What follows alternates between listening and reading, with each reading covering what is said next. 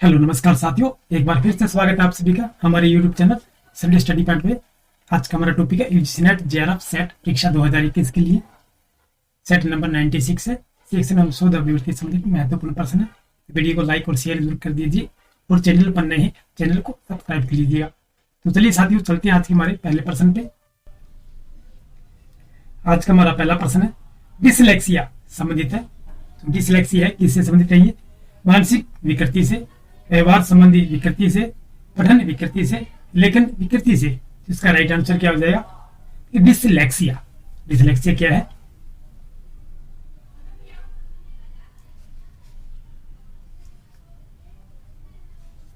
जी हाँ, ये किससे संबंधित है? ये पठन विकृति से संबंधित है। ऑप्शन नंबर सी जो हमारा बिल्कुल राइट आंसर हो जाएगा, पठन विकृति से। चलिए अगला प्रश्न चलते हैं हमारा। निम्नलिखित में से किस विश्वविद्यालय ने मेटा विश्वविद्यालय की अवधारणा को अपनाया है? असम विश्वविद्यालय, दिल्ली विश्वविद्यालय, हैदराबाद विश्वविद्यालय या पांडिचेरी विश्वविद्यालय। इसका राइट आंसर क्या हो जाएगा? निम्नलिखित में से किस विश्वविद्यालय ने मेटा विश्वविद्यालय की अवधारणा को अपनाया है? तो किसने अपनाया है? ये दिल्ली विश्वविद्यालय ने अपनाया है, जिसे डीयू कहते हैं। निम्नलिखित में से कौन योजना आयोग का वास्तविक कार्यकारी मुखिया है? चेयरमैन, डिप्टी चेयरमैन, योजना राज्य मंत्री या सदस्य सचिव। इसका राइट आंसर क्या हो जाएगा? योजना आयोग का वास्तविक कार्यकारी मुखिया कौन होता है? ये डिप्टी चेयरमैन होता है। ऑप्शन नंबर बी जो हमारा बिल्कुल सही आंसर हो जाएगा, डिप्टी चेयरमैन। ये योजना आयोग का वास्तविक कार्यकारी मुखिया होता है। विधि के विषय के रूप में शिक्षा किस सूची में आती है? संघीय सूची, राज्य सूची, समवर्ती सूची, अवशेषी शक्तियां। इसका राइट आंसर क्या हो जाएगा? विधि के विषय में रूप में शिक्षा किस रूप सूची में आती है? किस सूची में आती है? ये समवर्ती सूची में आती है। चलिए अगला प्रश्न चलते हैं। निम्नलिखित में से कौन केंद्रीय विश्वविद्यालय है? केंद्रीय विश्वविद्यालय पूछे गए। पांडिचेरी विश्वविद्यालय, विश्व भारती, HNB गढ़वाल विश्वविद्यालय, कुरुक्षेत्र विश्वविद्यालय। नीचे कूट दिया गया है 1 2 3 1 3 4 2 3 4 1 2 4। इसमें राइट आंसर हमारा क्या हो जाएगा? कौन केंद्रीय विश्वविद्यालय पूछे गए? इसमें राइट आंसर हमारा ऑप्शन नंबर ये हो जाए 1 2 3 हो जाएंगे। ये पांडिचेरी विश्वविद्यालय है, विश्व भारती है, HNB गढ़वाल विश्वविद्यालय है। चलिए अगला प्रश्न चलते हैं। निम्नलिखित कथनों पर विचार कीजिए और सही उत्तर का चयन प्रदत्त कूट से दीजिएगा। देश के सर्वाधिक ऊर्जा विकिरण राजस्थान में है। वायु ऊर्जा में भारत विश्व का 5वां सबसे बड़ा देश है। वायु ऊर्जा की सर्वाधिक मात्रा तमिलनाडु से प्राप्त होती है। भारत में यूरेनियम की प्राप्ति का प्रमुख स्रोत जादूगोड़ा है। नीचे कूट दिया गया है 1 2 1 2 3 2 3 1 4। इसमें राइट आंसर हमारा क्या हो जाएगा? ऑप्शन नंबर बी हो जाएगा। 1 2 और 3 हो जाएंगे हमारे। क्या पूछा गया था कि निम्नलिखित कथनों पर विचार कीजिए और सही उत्तर का कूट देना है। देखिए, देश के सर्वाधिक सौर विकिरण राजस्थान में ही है। वायु ऊर्जा में भारत विश्व का 5वां सबसे बड़ा देश है और वायु ऊर्जा की सर्वाधिक मात्रा तमिलनाडु से प्राप्त होती है, जहां पर काफी तेज हवाएं चलती हैं, समुद्र के निकट है। चलिए अगला प्रश्न चलते हैं। एक वितरिक संचार में एनकोडर डिकोडर हो जाता है जब वहां हो शोर, श्रोता, आलोचनात्मकता, फीडबैक। एक वितरिक संचार में एनकोडर और डिकोडर हो जाता है। जो एनकोडर है वो डिकोडर में हो जाता है जब वहां पर क्या होगा? देखिए, जहां फीडबैक होगा। ऑप्शन नंबर डी जो हमारा सही आंसर हो जाएगा। मौखिक संचार में व्यवधान आने को कहते हैं लघु परिपथ, अंतर विरोध, असमतलता, एंट्रोपी।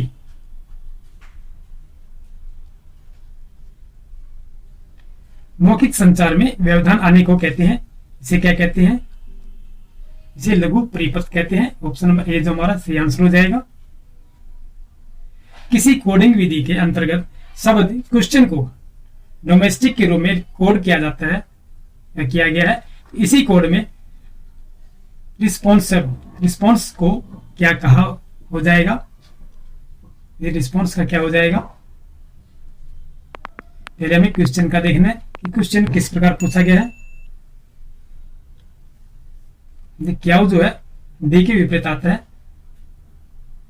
यू ओ के विपरीत दिया गया है, ई एम के, एस ई के। इसी प्रकार हमें इसी में कोड देना है। देखिए रिस्पॉन्स का बनाना है तो री किसका है, देखिए आर जो है ओ के आएगा,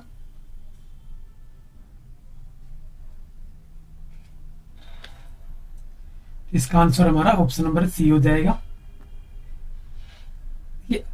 आर जो आर का तो हमें कोड नहीं दे रखे है, लेकिन हमें ओ मानना ही पड़ेगा क्योंकि सभी के ओ दे रखे हैं। तो ई है, देखिए ई का हमें ओ आर मानना पड़ेगा। ई हमारा, देखिए ई का जो कोड है हमारा एम दिया गया है, फिर एस का कोड जो है ई दिया गया है। इस प्रकार ये हो जाएगा रिस्पॉन्स। तो एस का जो कोड दिया गया है हमारा ई दिया गया है, इसमें यह होगा हमारा ऑप्शन नंबर सी जो इस प्रकार हो जाएंगे। तो चलिए अगला प्रश्न चलते हैं। यदि श्रृंखला 4, 5, 8, 13, 14, 17, 22 खाली स्थान को इसी प्रकार रखा जाए तो निम्नलिखित में से इस श्रृंखला में कौन सा आंकड़ा नहीं आता है। ये 4, 5, 8, 13,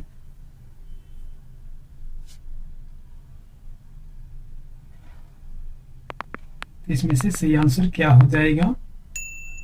पूछा गया श्रृंखला बनानी हमें, ये पहले +1 है, फिर +3 किए गए, फिर +5 किए गए, यानी कि 1 फिर 3 फिर 5, उसके बाद फिर 1 जोड़ा गया, फिर 3 जोड़े गए, फिर 5 जोड़े गए हैं। 5 जोड़ने के बाद प्लस कितना आएगा,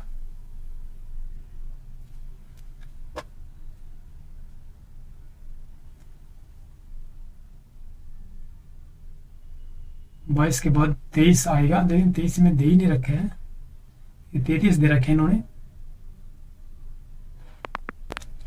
देखिए बिल्कुल सी आंसर, देखिए सी आंसर हो जाएगा हमारा इसमें। इन्होंने पूछा कि कौन सा आंकड़ा नहीं आता है, यही श्रृंखला चलेगी कि 22 के बाद +1 करेंगे हम, हमारा 23 हो जाएगा, +2 करेंगे, नहीं +3 करेंगे तो 28 हो जाएगा, और +3 22 30 +3 करेंगे तो 26 हो जाएगा हमारा, और 26 +5 करेंगे 31 हो जाएगा, 31 तो आएगा हमारा। फिर 31 +1 करेंगे तो 32 आएगा, और 32 +3 करेंगे तो 35 आएगा, लेकिन 33 नहीं आएगा हमारा। और ये हमारा पूछा गया है कि कौन सा आंकड़ा नहीं आता इसमें, इसी श्रृंखला में, इसलिए ऑप्शन नंबर सी हमारा सी आंसर हो जाएगा। चलिए अगला प्रश्न चलते हैं हम। B B E F E I I M L P P, तो अगली श्रृंखला की तो निम्न विकल्प में से एक का चयन करके पूरा कीजिएगा। T S, S T, R S, S R, इनमें सही आंसर क्या हो जाएगा। इनमें सही आंसर हमारा क्या हो जाएगा, देखिए देखते हैं इसमें। ये सबसे पहले हमें बी +4 6 हो गए हमारे, 6 के बाद देखिए 9 हो रहे हैं, 9 के बाद फिर 4 13 हो रहे हैं, 13 के बाद फिर 16 हो रहे हैं, और 16 के बाद देखिए 13 3 16, 16 और 4 20, यानी कि हमारा टी आ जाएगा। एक तो हमारा ये बन गया शब्द, और दूसरा देखिए B+3, पहले शुरू वाले में तो बी में 4 जोड़े जा रहे हैं, फिर 3 जोड़े रहे हैं, तो इसी प्रकार देखिए बी में 3 जोड़े गए, 2 और 3 5, 5 और 4 9, और 9 और 3 12, 12 और 4 16, तो 16 और 12 4 16, तो 16 और 3 19, तो टी एस आ जाएगा। ऑप्शन नंबर ए हमारा सी आंसर हो जाएगा। ये पहले वाला अक्षर में, पहले वाला जो बी है इसमें 4 जोड़ रखे हैं, ठीक है, फिर इसी में फिर 3 जोड़ रखे हैं, फिर यहाँ पर 4 जोड़े हैं, फिर 3 जोड़े हैं, फिर 4 जोड़े हैं, इस पर हमारा 16 + 4 टी यानी बी हो जाएगा। फिर यहाँ से दूसरे नंबर पे 3 जोड़े हैं, फिर 4 जोड़े हैं, फिर 3 जोड़े हैं, फिर 4 जोड़े हैं, फिर 3 जोड़ेंगे, तो 16 और 3 19 हो जाएंगे, इस पर टी एस आएगा हमारा। चलिए अगला प्रश्न चलते हैं हम। निम्नलिखित में से किस क्षेत्र में संचार के टेलीफोन मॉडल का सर्वप्रथम विकास हुआ। प्रौद्योगिकी सिद्धांत, परिक्षेपण सिद्धांत, न्यूनतम प्रभाव सिद्धांत, सूचना सिद्धांत, इसका राइट आंसर क्या हो जाएगा। निम्नलिखित में से किस क्षेत्र में संचार के टेलीफोन मॉडल का सर्वप्रथम विकास हुआ था, तो किसका विकास हुआ था, प्रौद्योगिकी में। ऑप्शन नंबर ए हमारा सही आंसर हो जाएगा। प्रौद्योगिकी सिद्धांत के क्षेत्र में संचार के टेलीफोन मॉडल का सर्वप्रथम विकास हुआ था। दादा साहेब फाल्के पुरस्कार वर्ष 2013 के लिए किसे दिया गया। करण जौहर, आमिर खान, आशा भोसले या गुलजार। इसमें गुलजार को दिया गया था ये। छाया चित्रों का करना खालिस्तान जो है करना आसान नहीं है। प्रकाशन, सुरक्षण, विसंकेतन या परिवर्तन। छाया चित्रों का खालिस्तान करना आसान नहीं है। क्या आसान नहीं है? विसंकेतन। ऑप्शन नंबर सी जो हमारा सही आंसर हो जाएगा। टेलीविजन को चालू करने पर जो कण कण से दिखाई पड़ते हैं उन्हें निम्नलिखित में से क्या कहा जाता है? Sparks, green dots, snow, rain drops. जब हम टीवी या स्टार्ट करते हैं तो उसमें देखिए बारीक सी कण आती है, झिरमिर होती है, तो उसे क्या कहते हैं? अब तो आजकल तो टीवी चलते नहीं है, लेकिन काफी पहले टीवी चलते थे। आजकल तो एलसीडी टीवी, लैपटॉप, कंप्यूटर हो गए, इसे स्नो कहते हैं हम। ऑप्शन नंबर सी जो सही आंसर हो जाएगा। चलिए अगला प्रश्न हमारा, मानव संसाधन विकास मंत्रालय द्वारा स्नातक पूर्व पाठ्यक्रमों के लिए ई कंटेंट बनाने का कार्य निम्नलिखित में से किसे सौंपा गया है? INFL, IBNET, consortium for education communication, राष्ट्रीय ज्ञान आयोग, इंदिरा गांधी राष्ट्रीय मुक्त विश्वविद्यालय। इसका सही आंसर क्या हो जाएगा?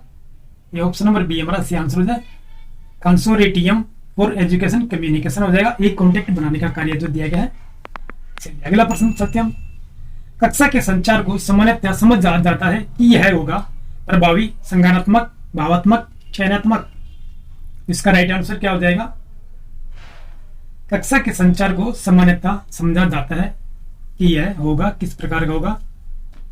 एक संज्ञानात्मक हो जाएगा। ये ऑप्शन नंबर बी हमारा सही आंसर हो जाएगा। कक्षा के संचार को सामान्यतः संज्ञानात्मक समझा जाता है।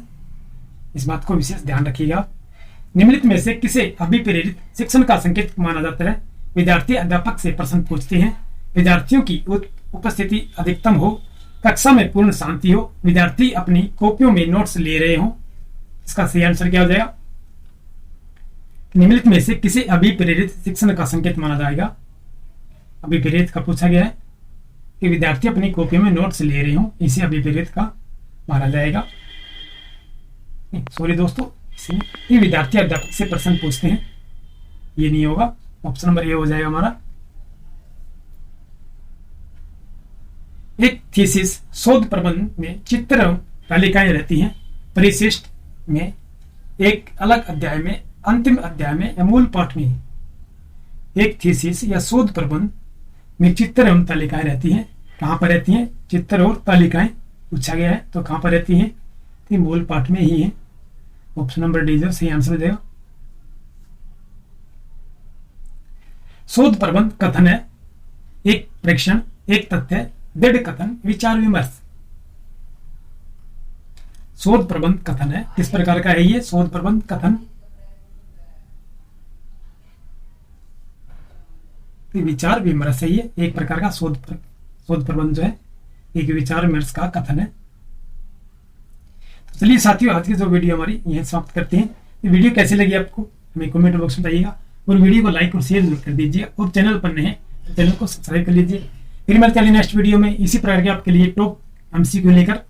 तब तक के लिए गुड बाय।